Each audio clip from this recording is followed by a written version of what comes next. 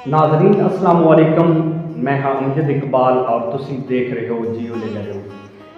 नाजरीन अज के साढ़े मेहमान हैं चौधरी तारिक इकबाल गुंदल साहब, जो कि पाकिस्तान बचाओ मुहिम के बानी भी हैं और लिल्ला दे अजीम सपूत चौधरी इकबाल गुंदल साहब के छोटे साहबजादे हैं। सर मैं सवाल करना चाहता खास तौर पर डिस्ट्रिक्ट जेलम तहसील पिंड ददन खान तक बहुत पसमानदा तहसील है, लेकिन दो प्रोजेक्ट जोड़े सन मिले ने, एक डुअल कैरेज वे और दूसरा नहर जी जलालपुर नहर।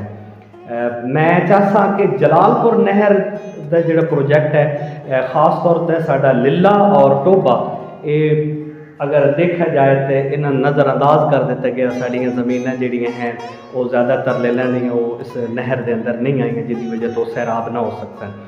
इस तरह मैं चाहता थोड़ा वर्क भी है कि क्या कोई टेक्निकल वजूहत है उस वजह तो नहर का जोड़ा ये साडा एरिया नहीं आया, या वैसे ही कोई सोचे समझे मनसूबे के तहत साडा इलाका बचा देता गया? अच्छा, पहले तो बड़ी मेहरबानी आपकी कि मेरा ओपिनियन आप ले रहे हैं।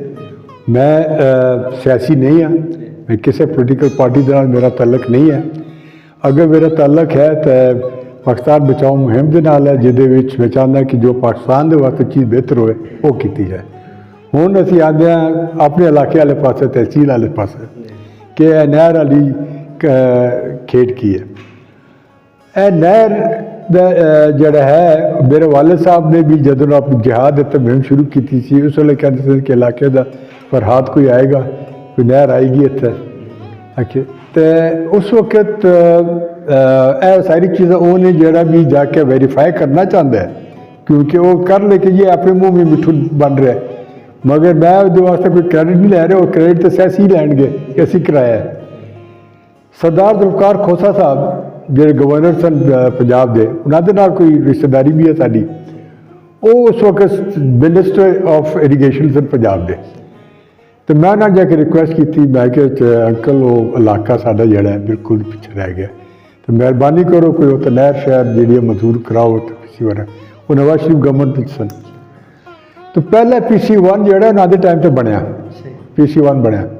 तो उन्होंने कहा बेटा मुबारक को PC1 तुम्हारे इलाके का उन्होंने अप्रूव कर दिया। वो जो मैं PC1 तक गया तो वो नहर नहीं सी, वो जलालपुर तो लैके अगे खुशाब के कोल आउटफॉल ड्रेन सी, यानी कि उतों का पानी लैके उन्होंने अगे सट्टना सी। तो उस साढ़े इलाके पूरे उन्होंने डिस्ट्रीब्यूटियां नहीं सन देनिया। वो जावेद मजीद साहब मेरे असिस्टेंट होंगे सन PMA वो सैकटरी इरीगेशन लगे सन। मैं उन्होंने जाके सिर खादा, मैंने कहा मैं क्या यार आउटफॉल ड्रेन हो गए, उसमें मेहरबानी करो इसमें नहर वाला रुतबा दो। कहते तारिक सियासी मसला है ये है वो। मैं कि सर आपने कराना है मिल के कराएं। वो उन्होंने खैर देखी ना दी, उन्होंने उसनू नहर करा दिता। मैं क्या जी, कहते मगर पानी नहीं है। वह क्यों? कहते सिंध कब डाल रहा है कि आगे उनका पानी रोका हुआ है, ये नहरें बना रहे हैं पंजाब के अंदर। तो उन्होंने इस वास्ते असी पानी नहीं दस। मैं कि जी सिंध ना साढ़ा क्या तलक, असी पानी लाना है मंगला विचों, साढ़ा हैडरोस्कूल तो पानी आना है। तो उन्होंने कहा यार वो सियासी इशू बना हुआ जिसकी वजह से वो अल्लाह ने किया। कुछ देर के बाद मैं खबर पड़ी कि मंगला रेजिंग वास्ते अप्रूव हो गया। मैं फिर अपड़ गया होता है। मैं क्या भाई मंगला रेजिंग हो गया, उसका कुछ करें आप। वो गलबात थोड़ी सी उन्होंने पोस्टिंग होगी, चीफ सेक्रेटरी चले गए अपना कश्मीर। मैं फिर से नप के बह गया, मैं कि वो अद्धा कम रह गया। अल्लाह ने किया तो मेरा कोर्समेट सी आरिफ, वो फौज छोड़ के ब्यूरोक्रेसी चला गया, वो सेक्रेटरी इरीगेशन लग गया। पहले एग्रीकल्चर पे इरीगेशन यासीर राशिद है ना जी अंदर ने बेचारे, उन्होंने तो छोटा भाई है। उस मैं जाकर सिर कहा था, मैं कि यार वो मंगला भी रेजिंग हो गई है और जावेद मजीद साहब कर रहे सन लेफ्ट।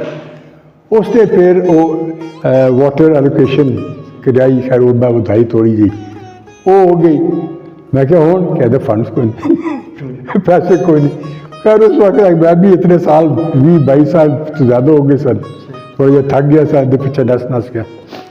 तो अल्लाह ने किया कि जदों पिछले इमरान खान की हुकूमत आई तो जो थोड़े MP सी MNC फौज ਜੀ ਉਹਨੇ ਨਲਪੋਜ ਕਰਾ ਕੇ ਉਹੀ ਅਪਰੂਵਲ ਜਿਹੜੀ ਸੀ ਉਸ ਨੂੰ ਕਰਾ ਕੇ ਤੇ ਤੁਹਾਡੀ ਨਹਿਰ ਦਾ ਕੰਮ ਸਹੀ ਸ਼ੁਰੂ ਕਰਾ ਦਿੱਤਾ।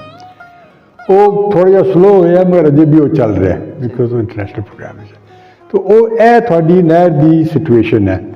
ਹੁਣ ਟੋਬਾ ਤੇ ਲਿੱਲਾ ਵਿੱਚੋਂ ਕਿਕਰ ਰਹਿ ਗਏ ਜਿਹੜੇ ਮੈਨੂੰ ਉਹਨਾਂ ਦੱਸਿਆ ਉਹਨੇ ਕਿ ਜੀ ਕਿ ਜਿਹੜੀ ਨੈਚੁਰਲ ਫਲੋ ਜ਼ਮੀਨ ਦਾ ਚੱਲ ਰਿਹਾ ਹੈ ਜਿਹਦੇ ਨਾਲ ਅਸੀਂ ਲੈ ਕੇ ਜਾਣਾ ਹੈ ਉਹ ਤੁਹਾਨੂੰ ਨਜ਼ਰ ਨਹੀਂ ਆਉਂਦਾ ਮਗਰ ਇਸ ਇਲਾਕੇ ਤੋਂ ਚੜ੍ਹਾਈ ਜ਼ਿਆਦਾ ਹੈਗਾ ਸਹੀ ਤਾਂ ਉਹ ਪਾਣੀ ਨੈਚੁਰਲ ਫਲੋ ਦੇ ਵਿੱਚ ਨਹੀਂ ਸੀ ਜਾ ਸਕਦਾ। ਸਹੀ ਇਸ ਵਾਸਤੇ ਸਾਨੂੰ ਉਹ ਥੱਲੇ ਲਿਜਾਣ ਪਿਆ ਤਾਂ ਕਿ ਬਾਕੀ ਇਲਾਕੇ ਨੂੰ ਅਸੀਂ ਕਵਰ ਕਰ ਸਕੀਏ।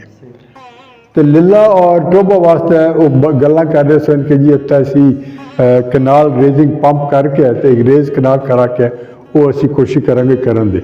ਉਹ ਜਦੋਂ ਹਕੂਮਤ ਤਬਦੀਲ ਹੋਈ ਹੈ ਫਿਰ ਮੇਰੇ ਖਿਆਲ 'ਚ ਉਹਦੇ ਬਾਅਦ ਉਹ ਵਾਲਾ ਪ੍ਰੋਗਰਾਮ ਵੀ ਜਿਹੜਾ ਉਹ ਉੱਥੇ ਹੀ ਰਹਿ ਗਿਆ।